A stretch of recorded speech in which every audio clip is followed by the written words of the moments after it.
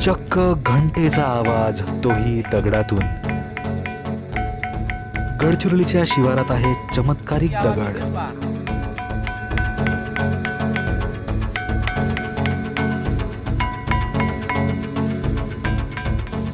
दगड आपणास माहीत आहेतच, मात्र मंदिर किंवा शाळेच्या घंटेसारखा आवाज या दगडातून येतो. पाहूया सविस्तर माहिती या व्हिडिओतून. दोस्तों, आप सभी का स्वागत है हमारे YouTube चैनल भारत की ओर में. नए नए वीडियोस के लिए चैनल को सब्सक्राइब करना ना भूलें और साथ ही बेल आइकन को भी प्रेस करना ना भूलें. तर मित्रांनो, दगड म्हणजे शेवटी दगडच असतो, मात्र दगडातही काही विशेषता, काही महत्त्वाचं रहस्य असू शकते याची मात्र कल्पना कधी केली नव्हती. आज अशाच एका दगडाबद्दल आपण जाणून घेणार आहोत, ज्याचा आवाज एका घंटेसारखा येतो.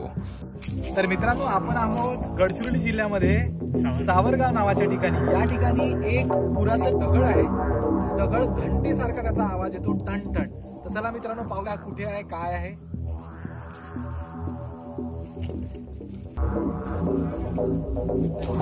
आला होता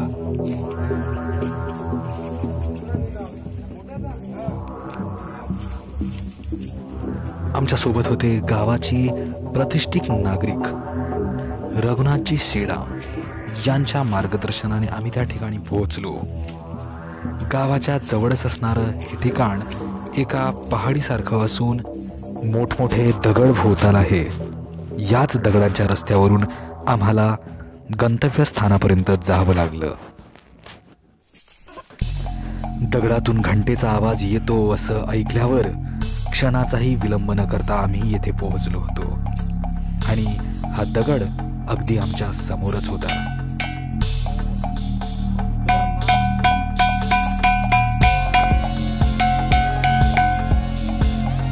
आवाज पाहिजे.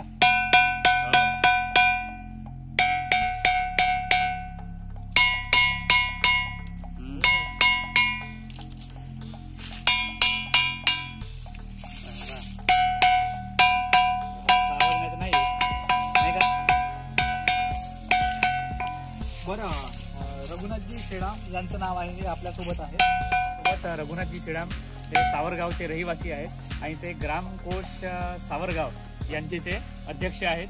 ते आपल्याला या अद्भुत आणि विलक्षण दगडाजवळ आणून त्याची माहिती आपल्याला देत आहेत. या माध्यमातून ते सांगत आहेत की दगडाचा आवाज बाकी दगडांपेक्षा एक वेगळ्याच प्रकारे येत आहे आणि हा आवाज बघण्यासाठी आज आम्ही इथे आलो. हे एक वेगळ्याच प्रकारचं विलक्षण आणि अद्भुत असं स्थळ गडचिरोली जिल्ह्यातील सावरगाव या ठिकाणी वसलेलं आहे. तर सर्वप्रथम हे कोणाला माहित झालं की इथे असा गोटा आहे? आता पुरातन काळातल्या लोकांना, ते म्हणजे आपल्या पूर्वज लोकांना, त्यांनी त्यांच्या वडिलांनी असं सांगून ही परंपरा चालत आहे. बाकीचे तुम्ही दगड वाजवल्या तर आवाज येणार नाही. हा मित्रांनो, हा गोटा कुठलाच गोटा आहे, हा बिलकुल वाजत नाही या साईडचा. पण आपण हा जर दगड आपण वाजवला त्याचा आवाज तर आपण पाहू शकता. इकडे सुद्धा वाजवा, इकडे वाजते का? थोडासा कमी आहे, पण या बाजूला सर्वाधिक आवाज आपल्याला इथे गोट्याचा येतो आहे. अंदाजे नाही का 7-8 किलोमीटर वर अंतर जाते हा. हो का? हो, आवाज.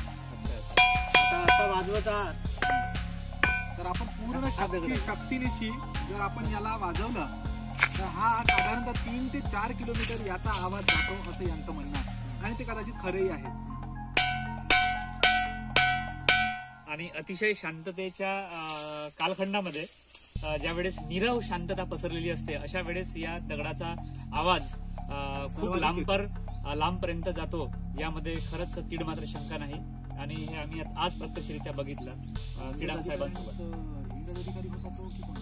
कुठं पहिले जो आला होता अधिकारी आपल्या गावामध्ये पहिले जे 11 पासून चाललं नाही, पहिलं जे इंग्रज सरकारच्या काळामध्ये त्यानंतर कोणतरी येतो नाही का, आलो होता एवढा कल्चर फोडून नेला त्यांनी. अच्छा, बरं, या दगडाला थोडंसं जर फोडलं आणि त्याला जर वेगळं वाजवलं तर आवाज असाच येतो का नाही?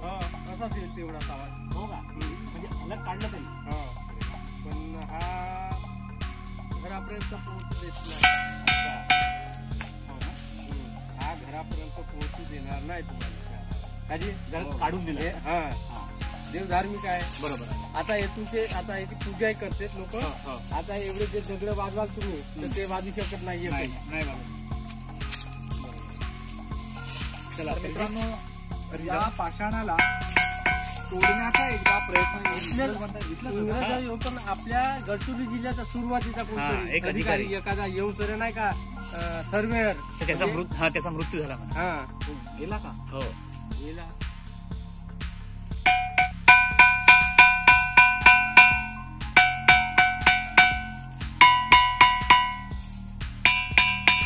चार आवाजांनी तर या शिळेमधून, या पाषाणामधून वेगवेगळे आवाज आपल्याला इकडे वेगळा मिळते. हो तिकडे येते छान असतं. निसर्गाचा एक चमत्कार म्हणजे लोखंडी आवाज येते. हो पहा ना, नानकोटी देते तिकडे. हो इकडे वाजवला तर तिकडे नाम देते. हो नाही चांगला आहे. सर्वप्रथम जेव्हा या चला पाषाणाची माहिती एका अधिकाऱ्याला झाली वन विभागाच्या, तेव्हा त्यांनी याला तोडून नेण्याचा प्रयत्न केला.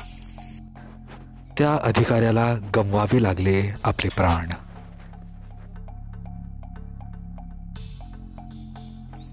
पाषाण जो आहे तो सावरगाव जवळ साधारणतः अर्धा किलोमीटर वरती हा मित्रांनो आहे.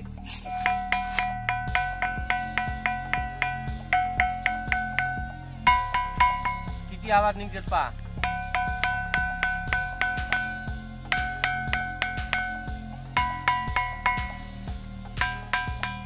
चार आवाजांनी.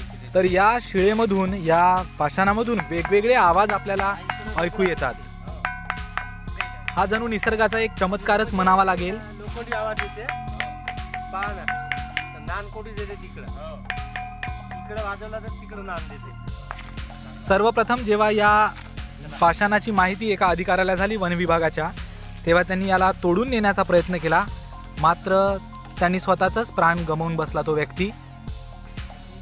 अशी यामागे थोडासा इतिहास आहे. तर असा हा अद्भुत पाषाण जो आहे तो सावरगाव जवळ साधारणतः अर्धा किलोमीटरवरती हा मित्रांनो आहे. तर